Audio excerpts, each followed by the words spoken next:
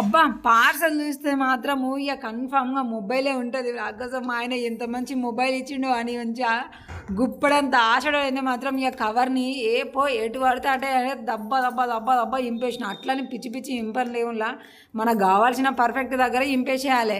ఇక దాని తర్వాత బుగ్గలది కూడా వచ్చినప్పుడు ఇక ఫిక్స్ అయిపోయినా ఇది సెల్లేరా బాబు ఖరాబ్ కాకుండా బందోబస్తుగా వచ్చింది అని అనుకున్నా.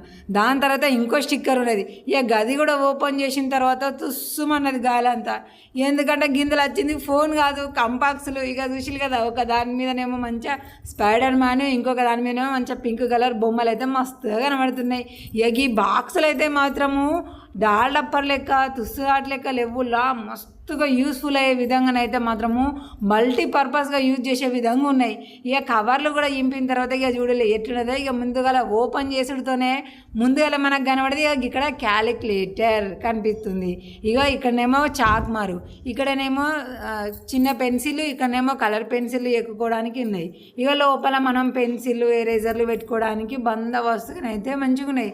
ఇక ఇట్లా స్టిక్ చేసేటి అవి ఏం లేవు, మంచిగా మ్యాగ్నెట్ సూపర్గా అతుక్కుంటుంది కదా, సూపర్గా ఉంది. ఇక ఇట్లనే మేము మంచి కాంబినేషన్లో ఒకటి పింక్ కలర్ది ఇంకొకటి బ్లూ కలర్ది అయితే రెండు మంచిగా ఆర్డర్ చేసుకున్నాం. ఇక దాని మీద పిల్లలకి ఇష్టం వచ్చిన బొమ్మలు.